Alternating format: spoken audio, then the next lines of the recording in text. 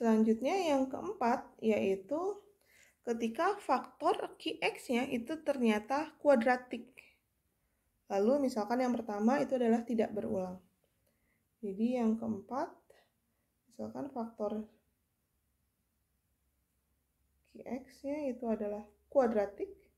Artinya kuadratik, maka pangkat tertingginya adalah 2.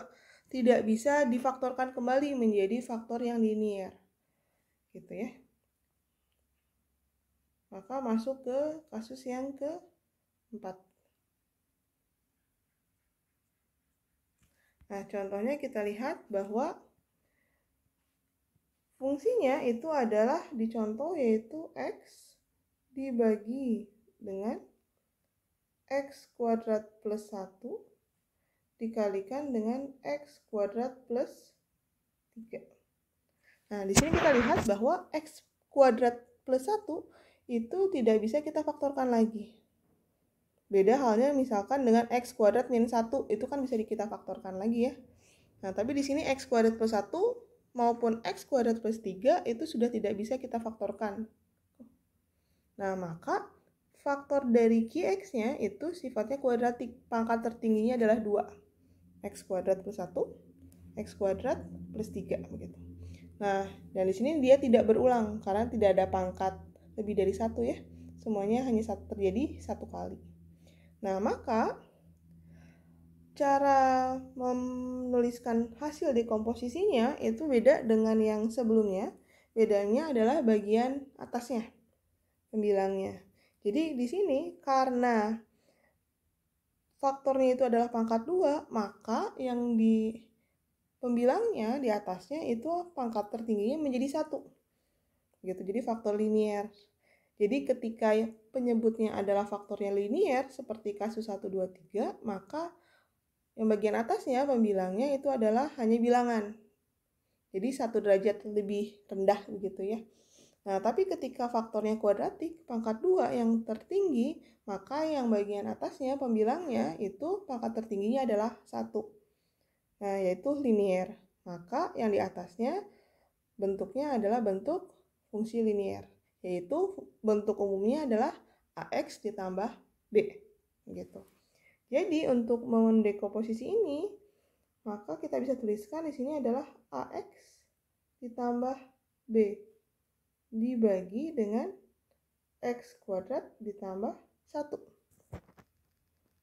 Jadi di sini faktor yang penyebut itu adalah pangkat 2, X kuadrat plus 1, maka pembilangnya adalah AX ditambah B.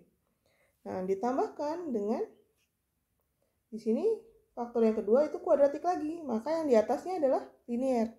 Maka kita tambahkan dengan kita buat notasi baru, di sini adalah CX ditambah D. Jadi ini notasinya kita mengikuti saja ya. Sudah A, B, maka CD begitu ya. Kalau ada lagi berarti E, F, dan seterusnya. Berarti CX plus D dibagi X kuadrat plus 3. Seperti itu. Jadi ini ketika faktornya semuanya kuadratik dan tidak berulang.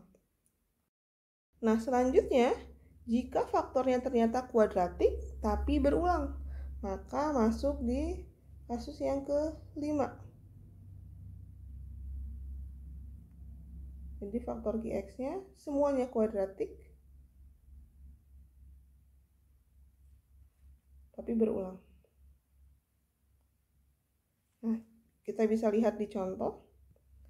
Misalkan 1 dibagi dengan X min 1 dikalikan X kuadrat plus 1 dikuadratkan.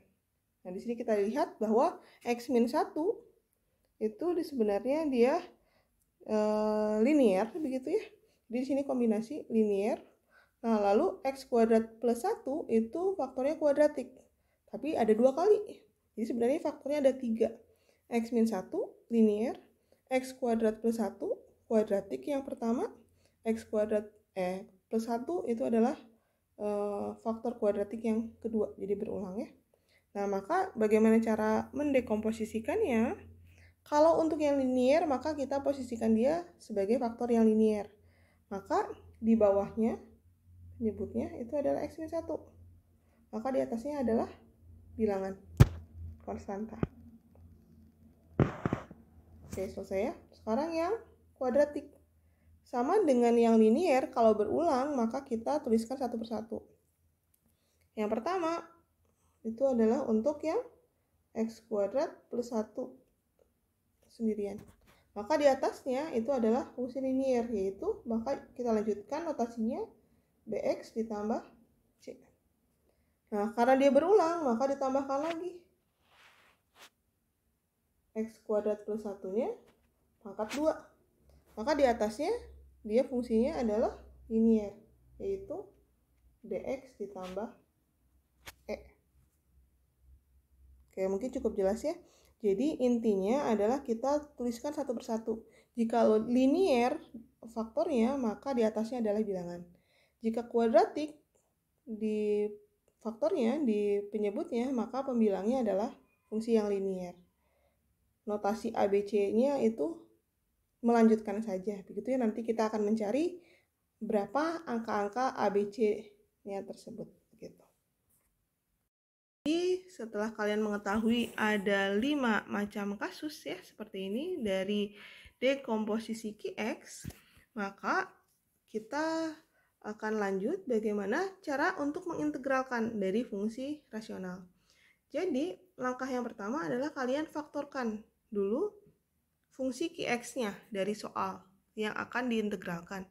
Itu berarti penyebutnya ya difaktorkan terlebih dahulu. Lalu yang kedua adalah buat dekomposisi pecahan parsialnya. Seperti yang ini ya, ada 5 macam ini. Nah, selanjutnya tahap yang ketiga baru tentukan nilai konstanta yang muncul dengan menyamakan koefisien. Nah, tahap terakhir yang keempat baru selesaikan integralnya. Oke, kita akan bahas ke contoh-contoh soal ya.